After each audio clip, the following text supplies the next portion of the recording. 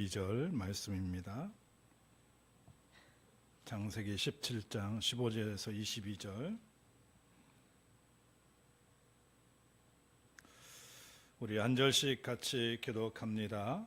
창세기 17장 15절에서 22절. 하나님이 또 아브라함에게 이르시되 내 아내 사레는 이름을 사레라 하지 말고 사라라 하라. 내가 그에게 복을 주어 그가 내게 아들을 낳아주게 하며 내가 그에게 복을 주어 그를 여러 민족의 어머니가 되게 하리니 민족의 여러 왕이 그에게서 나리라. 아브라함이 엎드려 웃으며 마음속으로 이르되 백세된 사람이 어찌 자식을 낳을까? 사라는 90세이니 어찌 출산하리요 하고 아브라함이 이에 하나님께 아뢰되 이스마엘이나 하나님 앞에서 살기를 원하나이다. 하나님이 이르시되 아니라 내 아내 사라가 내게 아들을 낳으리니 너는 그 이름을 이삭이라 하라. 내가 그와 내 언약을 세우리니 그의 후손에게 영원한 언약이 되리라. 이스마엘에 대하여는 내가 내 말을 들었나니 내가 그에게 복을 주어 그를 매우 크게 생육하고 번성하게 할지라. 그가 12두령을 낳으리니 내가 그를 큰 나라가 되게 하려니와. 내 언약은 내가 내년이 이 시기에 사라가 내게 낳을 이삭과 세우리라. 하나님이 아브람과 말씀을 마치시고 그를 떠나 올라가셨더라. 아멘. 마지막에 웃게 하시는 하나님이라는 제목으로 같이 말씀을 나눌까 합니다. 우리의 인생을 살다 보면 웃고 싶어도 웃지 못할 환경들이 우리 앞에 닥쳐옵니다. 인간은 누구나 행복하기를 원하고 인간은 누구나 잘 되기를 원합니다.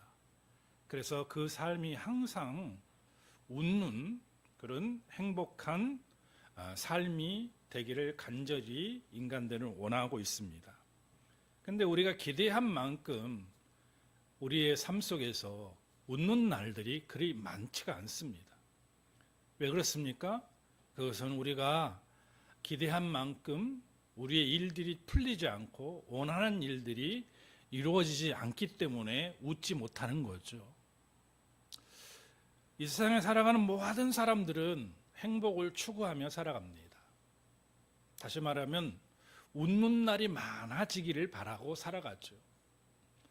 근데 현실은 우리가 웃을 수 있는 환경을 만들어주는 게 아니라 웃을 수 있는 환경을 원하지만은 웃지 못할 환경이 우리 앞에 닥칠 때가 있습니다.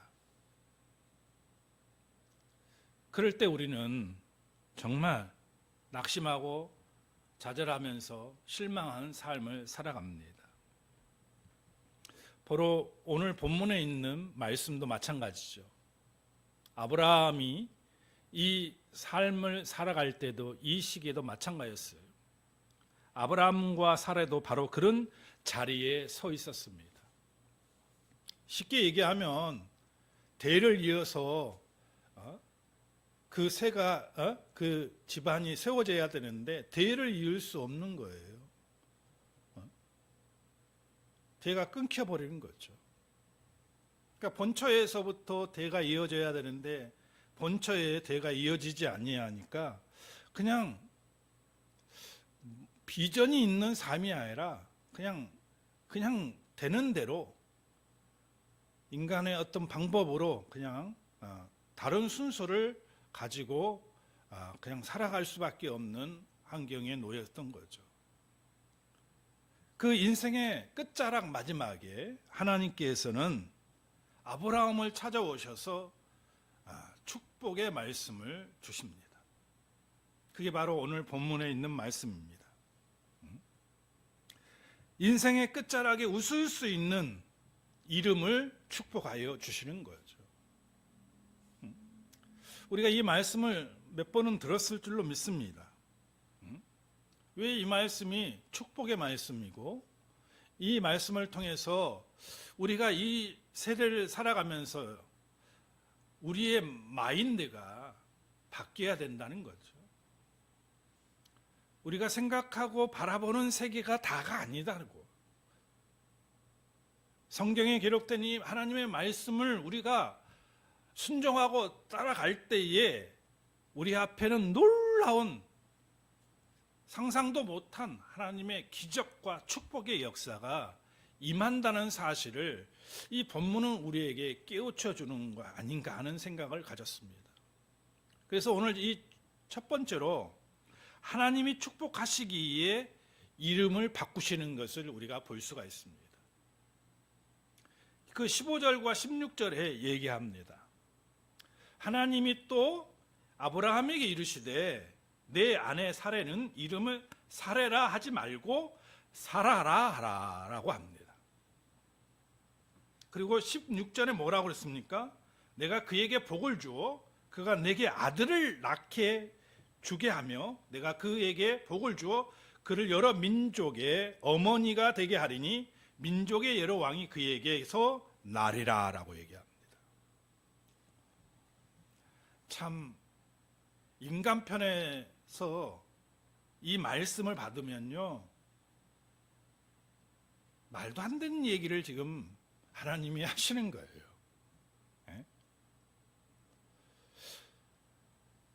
아니 그냥 나이 들어서 늙었는데 멀쩡한 이름을 사레라 바꾸는 하나님. 사레는 무슨 뜻이 있습니까? 나의 공주라는 뜻이 있잖아요. 근데 사라는 무슨 뜻이 있어요? 열국의 어머니라요. 한번 생각해 보세요, 여러분이. 우리가 그 당시에 아브라함과 사라의 입장이었으면, 아니 사레나 사라나 뭐가 그렇게 중요해? 거기서 거기지. 예? 아니 열국의 어머니라고 사라로 이름을 지었는데 지금 형편을 보라고요. 예? 아브라함과 사라의 그 형편을 보면 열국의 어머니가 아니라 한 집에 때들을 이어갈 수 있는, 대를 이어갈 수 있는 대가 없는 상황에 있는 가운데 열국의 어머니가 된다는 것은 상상도 할 수 없는 거잖아요. 그리고 이미 아이를 낳을 수 있는 그런 인간적인, 상식적인 그런 환경이 아니었어요. 그러니까 처음에 그 얘기를 하나님이 우리에게, 그 사라와 아브라함에게 줬을 때 인간적인 지금 시점에서 보면 사라나 사라나 무슨 차이가 있냐 생각하실 거예요. 안 그러겠어요? 뭐가 그렇게 중요하냐고, 이름이. 지금 현실은 그렇지 않는데. 그리고 얼토당토 않는, 이미 아이를 가질 수 없는 환경 가운데 아들을 주겠다고 얘기합니다. 이삭을 주겠다고 약속하시는 거죠.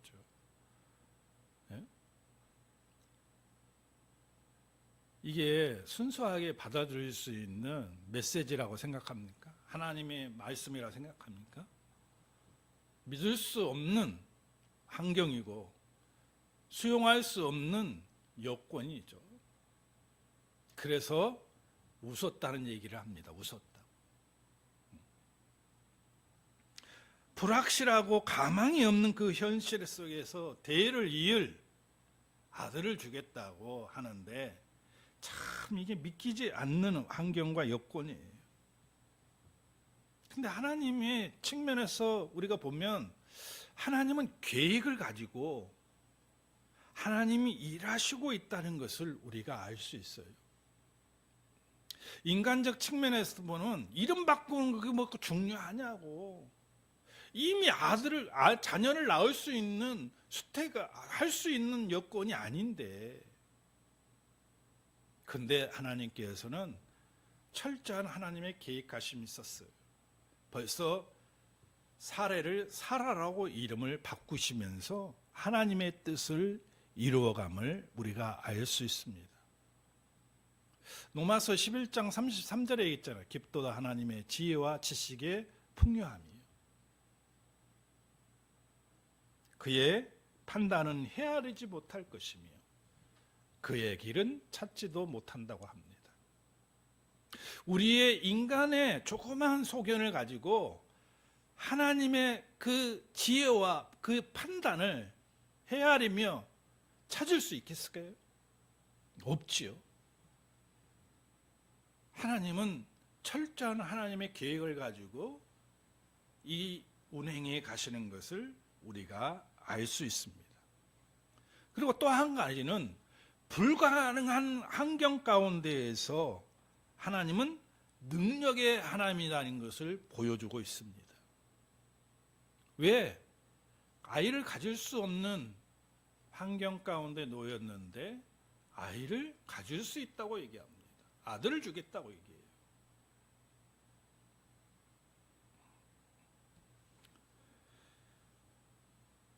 근데 하나님은 사라의 현실적인 것을 묻지 않고 미래를 설언하고 있다는 거죠. 아브라함과 사라의 미래에 펼쳐질 그 환경을 바라보시면서 선언하고 있는 거예요. 그래서 우리는 하나님이 어떤 분이신가를 분명히 알아야 됩니다. 하나님께서는 큰 놈과 드신 팔로 천지를 지으신 분이에요. 능치 못할 것이 없으신 분이에요.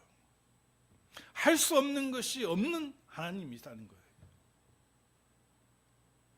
우리가 하나님에 대해서 분명하고 확고하게 잘 알고 있다면 어떤 환경과 어떤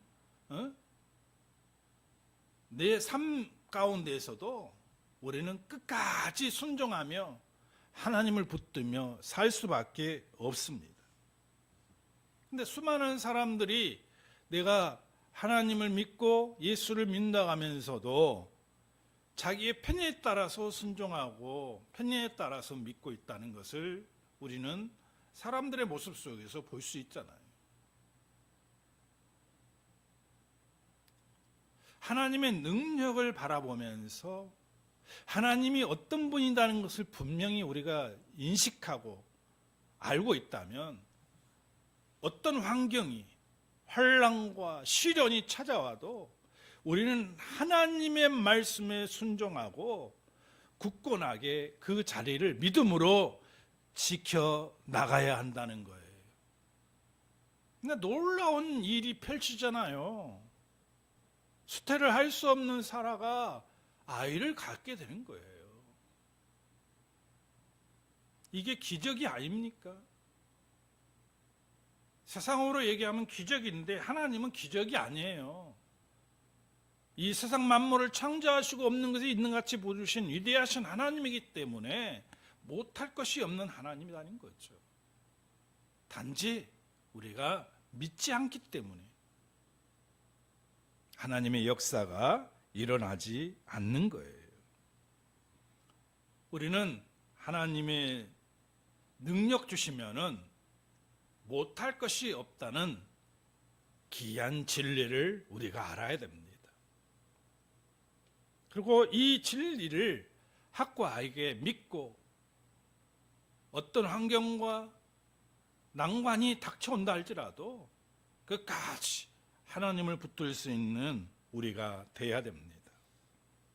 두 번째는 하나님은 우리가 붙드는 것보다 더 큰 축복을 준비하신다는 거예요. 우리가 붙드는 것보다 더 큰 것을 준비하셔요. 17절과 21절의 말씀에 보니까 아브라함이 17절에 보세요. 엎드려 웃으며 마음속으로 웃었다고 얘기합니다. 마음속으로 이르되 100세 된 사람이 어찌 자식을 낳을까? 사라는 90세니 어찌 출산하리요? 하고. 자, 보세요. 하나님께서 이 말씀을 주셨는데 아브라함이 이 얘기를 듣고 뭐라고요? 웃었어요. 믿음이 되지 않는 웃음에도 하나님은 축복을 못 치지 아니하심을 우리가 알 수가 있어요. 아브라함의 웃음은 믿음의 웃음이 아닙니다. 100세 된 사람이 자식을 낳을 수 있습니까? 속으로 불가능한 생각이 가득했을 겁니다.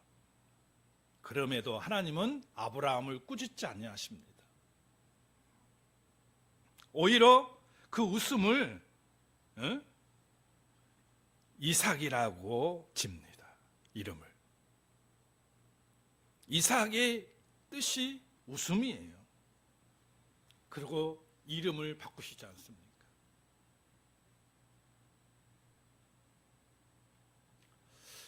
인간적인 측면에서 보면 이성적이고 그 삶에 살아가는 경험의 판단으로서 우리는 다 계산하고 판단을 하게 됩니다.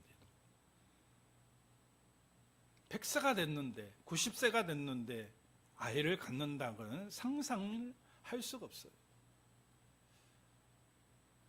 아브라함의 그 웃음을 꾸짖지 아니하시고 하나님은 축복해 주시는 모습을 우리가 이 말씀 속에서 볼 수가 있습니다.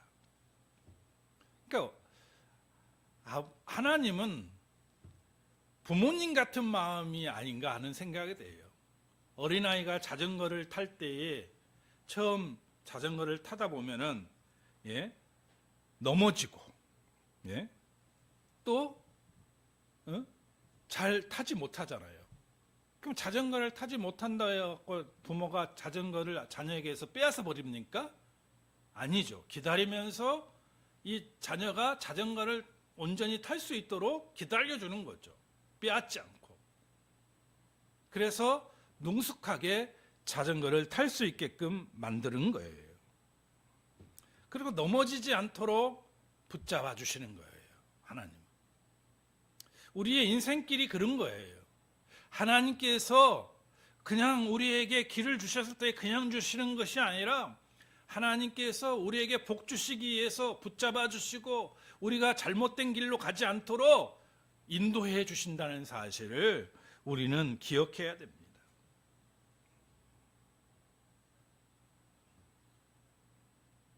하나님은 끝까지 믿음의 자녀들을 붙드시고 계시다는 사실을 이 아브라함을 통해서 우리는 다시 한번 깨달아야 될 줄로 믿습니다. 아브라함이 이 얘기를 듣고 18절에 뭐라고 얘기합니까? 아브라함이 이 하나님께 아뢰되 이스마엘이나 하나님 앞에 살기를 원하나이다 라고 얘기합니다. 아브라함은 지금 이스마엘을 붙들고 있는 거예요.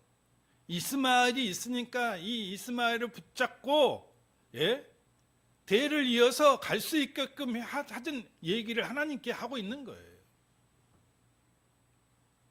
이게 사라에게서 난 자식이 아니지 않습니까?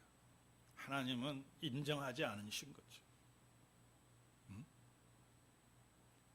아브라함은 지금 자기가 생각하는 것을 붙들지만은 하나님은 더 큰 계획을 가지고 어떻게 하신다고요? 더 큰 축복을 준비하고 있는 거예요. 현실적으로 봤을 때에 아이를 가질 수도 없고 현실적으로 봤을 때에 불가능한 상황인데 그래서 차선책으로 아브라함은 생각하기를 이스마엘이 있지 않냐는 얘기를 하는 거예요. 그런데 하나님은 아브라함의 형편과 처지가 중요하지 않습니다. 못할 것이 없기 때문에 하나님은 아브라함에게 사라에게 아들을 준다는 얘기를 하는 거죠. 그것은 단순히 아이를 주는 차원이 아니라 더 큰 축복을 하나님은 이미 계획 가운데 이루시고 주시기를 원하고 있다는 것을 알 수가 있습니다. 여러분, 하나님의 계획이 있습니다. 뜻이 있어요. 근데 인간은 하나님의 그 크고 넓은 계획을 헤아릴 수가 없어요. 안 그래요?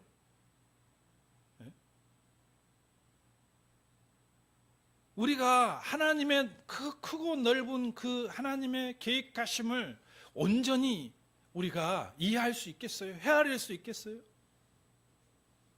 그래서 우리는 어떻게 해야 되냐?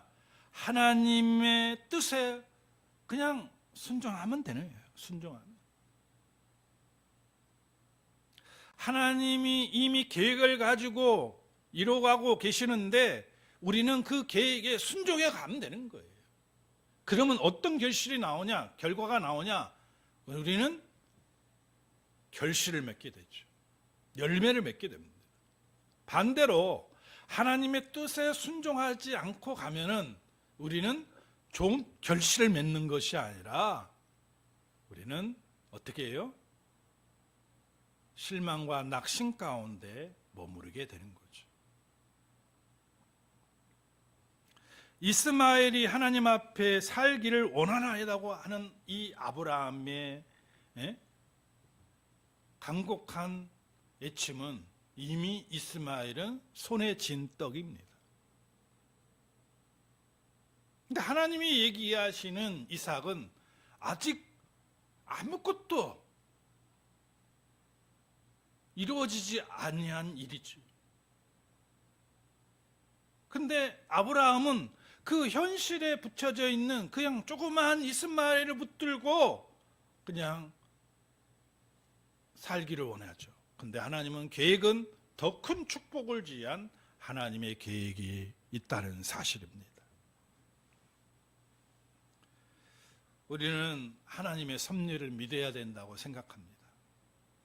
내게 펼쳐진 일들을 바라보면서 부정적으로 바라보는 것이 아니라 긍정적으로 바라보면서 하나님의 때를 기다릴 수 있는 믿음의 사람이 될 때에 하나님은 하나님의 때에 우리가 생각할 수 없는 큰 축복으로 함께 하신다는 사실을 이 본문은 우리에게 깨우쳐 주는 것 같습니다.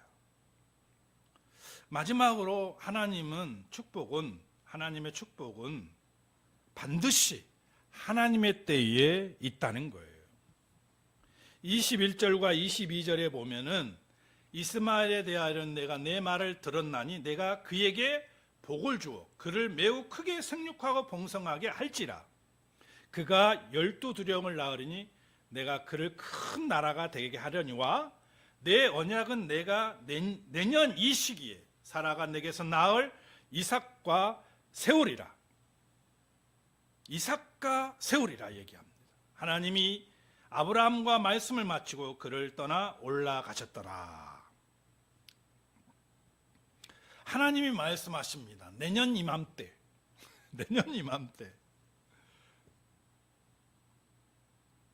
예수 믿는 사람들이 하나님 앞에 부르짖고 간구하며 또 나와서 간절한 소망을 아뢰을 때 내년 이맘때 확정이 된다면 정말 물발 안 가리고 충성하며 하나님께 기도할 겁니다. 근데 내년 이맘때에 오늘은 이 본문의 말씀은 내년 이맘때는 정확하죠. 근데 이 내년 이맘때가 뭐냐? 하나님의 때라고 나는 생각했어요. 하나님의 때. 하나님의 때에 정해져 있는 하나님의 때에 하나님은 분명히 역사하신다는 거죠. 그러니까 많은 사람들이 믿음에 실패하는 이유가 뭡니까? 기다리지 못하기 때문에 그래요. 기다리지 못하기. 왜 기다리지 못합니까? 하나님은 살아계신다. 능력이 많으신 분이다. 능치 못할 것이 없고 이 세상 만물을 창조하신 분이라고 알고 있으면서도 자기가 원하는 시기에 정해진 시간에 하나님 응답해야 돼요. 급박하더군요. 현실이 급박해요. 그러니까 자기가 정해둔 시간을 주는 거예요. 그래서 하나님 앞에 기도합니다. 절박하게 기도합니다. 어느 시점까지 자기가 정해놓고 하나님이 응답해 줘야 돼요. 근데 그 정해진 시간에 응답하지 아니하면 응답이 안 된 거예요. 그래서 실망하고 낙심하고 좌절하고 하나님이 살아계신가 의심하게 돼요. 아니 생각해 보세요. 창조자인 하나님이 피조물이 인간이 정해놓은 시간에 자기가 뭔데 그 정해진 시간에 응답해야 되나요? 아니죠. 하나님은 다 알고 계셔요. 하나님은 일이 어떻게 펼쳐지는가를 다 알고 계셔요. 그래서 하나님의 때에 하나님은 적절하게, 인간에게 필요한 적절하게, 내 자식이 필요한 적절하게 그때에 응답하시는 거예요. 근데 많은 사람들은, 믿음의 사람들이라고 하고 자청하는 사람들은 자기가 정해진 시간에 응답하지 않으면은 어떻게 해요? 응답이 안 되는 거예요. 그래서 믿음도 약해지고 충성도 약해지고 실망과 낙심 가운데 교회를 다니는 거예요. 우리가 알아야 될 것은 하나님의 때입니다. 지금 아브라함이 생각했던 것, 이스마엘이 대를 이어서 자기의 대를 이어서 자기의 가문을 세우는 걸로 생각했지만 하나님은 더 큰 축복으로 계획하고 계시잖아요.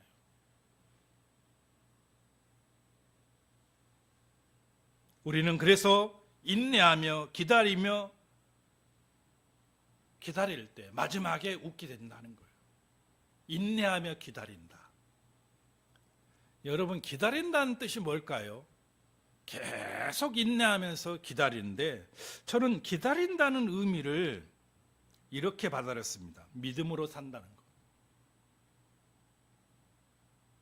내 문제 극박한 상황 조건이 있지만은 내가 하나님께 아뢰고 기다리는 거예요. 기다리면서 하나님의 뜻대로 사는 거예요. 예? 하나님의 때에 이루어 주실 줄 믿고 하나님의 뜻대로 사는 거예요. 그리고 내 삶을 통해서 하나님께 영광을 돌리는 거예요. 그게 기다리는 거죠. 아무것도 하지 않고 기다리는 것이 아니라 인내하면서 우리는 충성하며 기다리는 거죠. 그럴 때 하나님이 필요 적절하게 마지막에 축복해 주시며 우리를 웃게 하신다는 겁니다. 저와 여러분이 이 마지막에 우리가 웃을 수 있는 믿음의 사람들이 될 수 있도록 하나님의 때를 인내하며 기다릴 수 있는 저와 여러분이 되시기를 주의 이름으로 축원을 드립니다. 기도하겠습니다. 하나님 감사합니다.